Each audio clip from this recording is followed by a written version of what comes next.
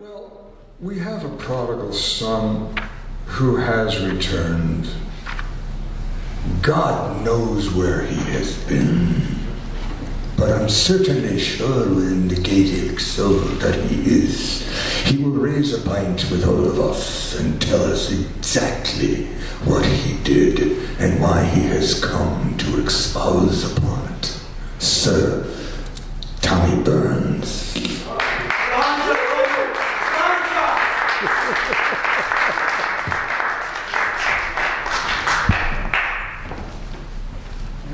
Thank you, Hayden.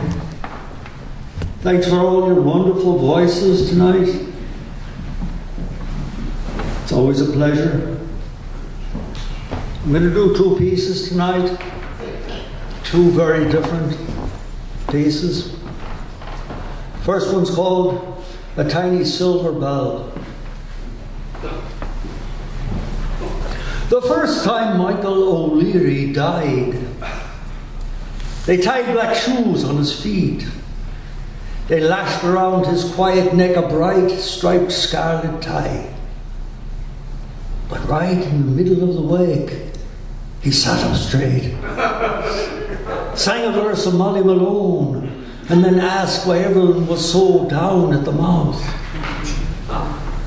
Well, the women shrieked and the men gasped. And then they all wondered how many, if any, had been buried alive, and why the ancient custom of the string and bell had been generations ago discontinued.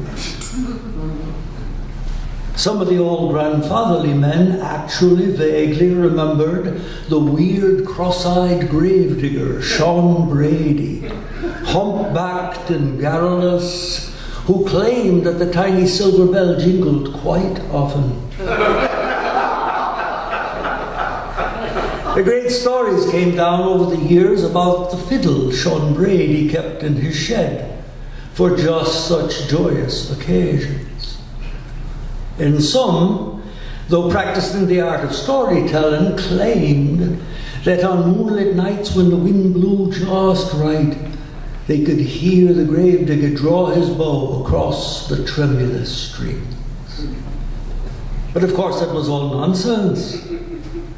A provocation to the quite morbid by a people alone on an island in a cold sea. In short, an Irish thing. The second time O'Leary died, they had him nearly in the box. The damn box was on the sticks when it began to rock, and they heard a loud rapping from inside. When they opened the dome lid, he smiled through his makeup at all their poised, bewildered faces, said in a burst of delightful blasphemy that it was indeed a fine day to be re-resurrected. Well, there's something lost in the double sympathy, in preparing for closure a second time, in having to pay the damn mortician twice,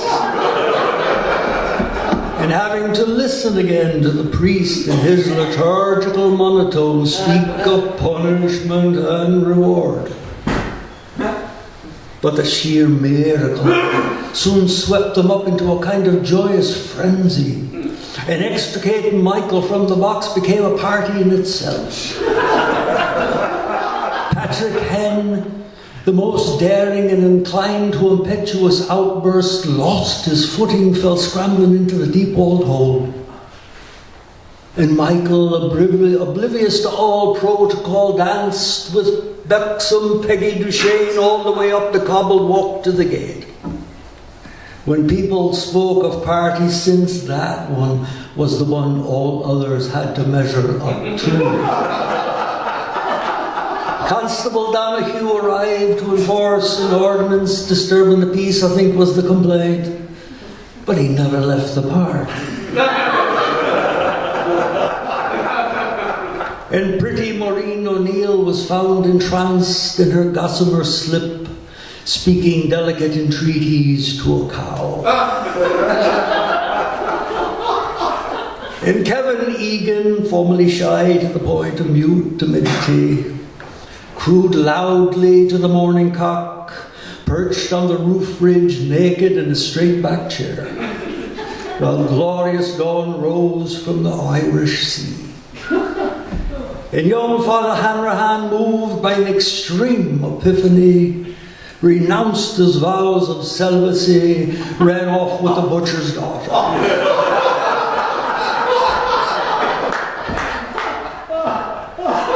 The third time, O'Leary died.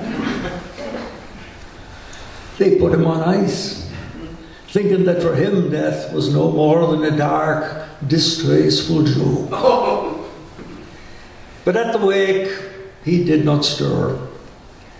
And when the box, without so much as a subtle protest, was lowered into the deep dark hole, a certain finality sank into the faces of everyone he had ever known.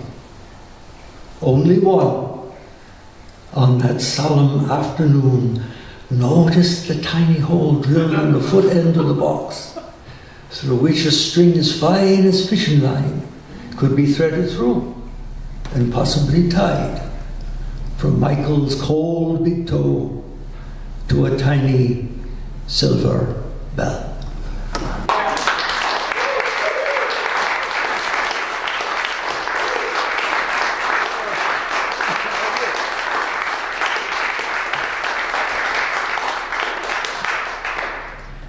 I'm going to change the mood a little bit now and do a poem about my father, who exerted a profound influence upon my life, for good and for ill.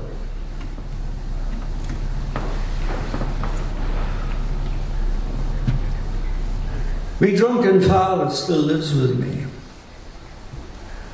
even though I know he died of cancer 3 years ago. At least I think that was him, sleeping so peacefully in a mahogany box with bronze handles. The one pictured in the coffin catalogue, with pleated and tufted interior, an advertised comfortable place to lay one's head down in, which my mother pointed to with her old crooked finger, to show to others that we cared at least enough to throw money away on something pretty, which would only rot when rain and the earth had a chance to work on it. He still lives with me, even though I know the body sleeping so unlike him on his back is only a dry, shriveled shell, much like the brown, translucent shells of cicada which stuck to the bark of trees when I was a boy and were so difficult to remove in one piece because the legs held on as if alive. So that when I did free one of the hollow phantom bulbs, I held it dearly for at least one holy minute before somehow misplacing it. My drunken father still lives with me, sitting sometimes late at night at the kitchen table with this newspaper folded painstakingly into a column as if still travelling in the confines of a tram on his way to work.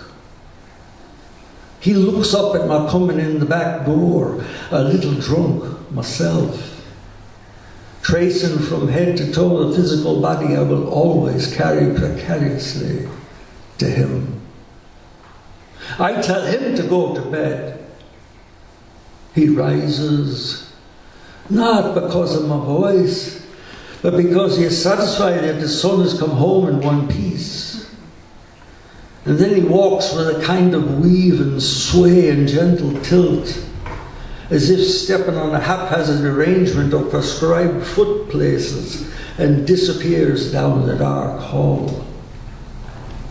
As he goes, he's wearing the same pajamas and slippers I hated then, but brought to the hospital toward the end of his living, as if they were the relics of a saint.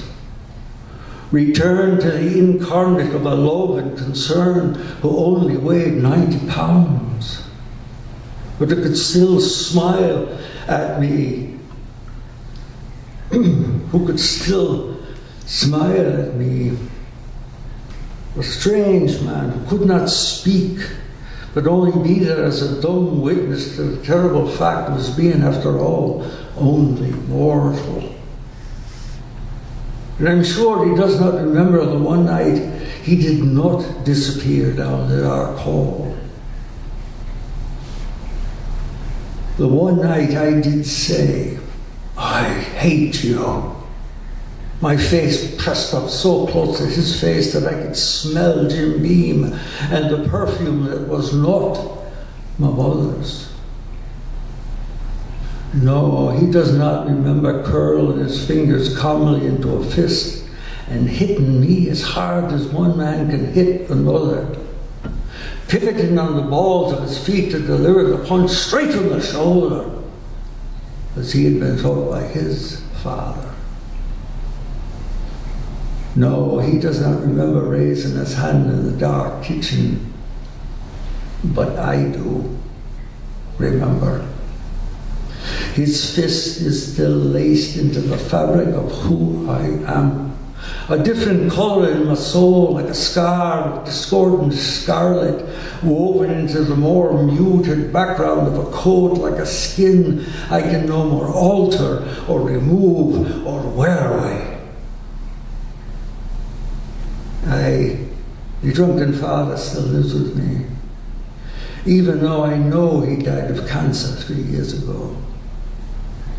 Of all the things I could notice, kneeling before that emaciated man, sleeping so unlike him on his back in a mahogany box with bronze handles, his hands were first and foremost. As frail as dead, dry birds' claws, arranged in a prayer atop his chest, they could no longer hold or strike